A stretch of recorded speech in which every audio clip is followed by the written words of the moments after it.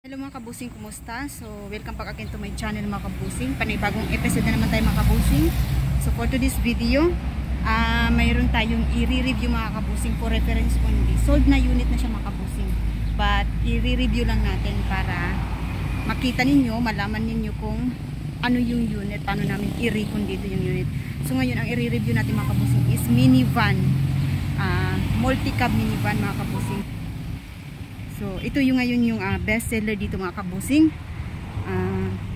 So, tara samahan nyo akong i-review. But before that, please subscribe to my channel para next time notify kayo kung ano yung mga new unit na arrive dito mga kabusing. Intro muna tayo. So, mga kabusing, ito na yung unit na i-review natin. So, ito yung sa harap niya mga kabusing. Minivan Smiley type Suzuki. Engine K6E DE64W mga kabusing. Ikot muna tayo para makita nyo yung buong unit mga kabusing. So ito yung tsura ng likod niya kabusing. May wiper siya. Dito naman sa other side, ayan, ganyan yung itsura niya mga kabusing. So uulitin ko, yung engine nito is K6E mga kabusing, DE64W, automatic type 4x2. Ang size ng tire is 13 mga kabusing. Ito ganyan. So simple setup lang tayo mga kabusing. Ito yung itsura ng simple setup namin na minivan mga kabusing. Of course, ano to siya mga kabusing? Gasoline. Check natin sa loob mga kabusing para makita nyo. So ito yung itsura sa loob mga kabusing. Power window tayo. Ayan, lahat yan power window. Naka-tent na siya mga kabusing sa loob. Hindi masyadong black, but naka-tent na siya mga kabusing. So ito yung color ng upholstery niya. May pagka pagka yellow, gray, ganun. Ayan. Dito sa harap may dalawang passenger seat. Doon naman sa likod, ayan. Mga tatlo doon mga kabusing. And then may space pa doon sa likod. Tsaka meron siyang ganito. May mga compartment mga kabusing, ayan. Sa taas dyan yung tsura niya. Nakamating din dito sa taas. Sa baba okay din. And then may secret ito mga kabusing kasi automatic daw siya mga kabusing. So start muna natin ang unit para makita ninyo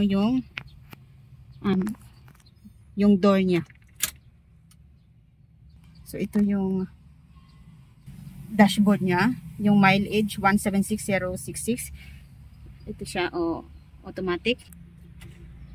Ito yung susi niya, ayan dyan nakalagay. Okay. Yan, maganda yung isang ano lang ng key, nag-andar ka agad.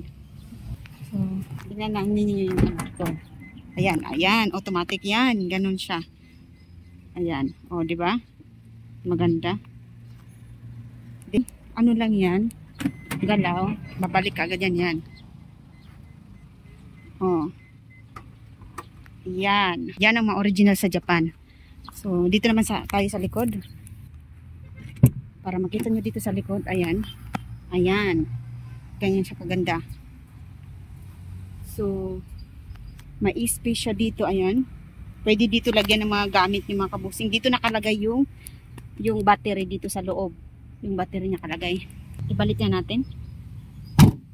Nandito sa ilalim yung spare tire. Dito naman nakalagay yung lalagyan ng gasolina mga kabusing. Ito naman yung pag-open doon kung paano lagyan ng tubig ang wiper. So, dito naman ilalagay yung mga tubig, wiper at saka coolant. Ayan. Ayan mga kabusing. So, ayan mga kabusing. Dito sa front nilalagay yung coolant, yung wiper water, and then yung brake fluid. Ayan. Ayan siya mga kabusing. So ganyan yung itsura niya pag inopen yung sa front. Dito naman tayo sa engine mga kabusing. Nasa right side yung engine nakalagay. Hindi siya makita dito sa right side na upuan. So kailangan nating i-left ito para makita natin yung engine. Ayan. Ayan, naka-start mo ng engine. So, ayan yung engine yung mga kabusing original from Japan. if I type mga kabusing. K6E mga kabusing. Ayan. Naka-under yan pero hindi kayo makarinig ng sound kasi nga ang napakapino ng under niya mga kabusing. So, ilock na natin mga kabusing. Ito lang yung pag-lock ng doon para safe. So, yun lang mga kabusing. Yan ang ipakita ko sa inyo mga kabusing. First owner tayo. We have engine warranty for 1 month. Free registration, 1 year. Free tools. Yan lang mga kabusing. Kung nagustuhan nyo yung video na ito mga kabusing, please subscribe. And paki-like na rin po mga kabusing yung video na to. Thank you. God bless.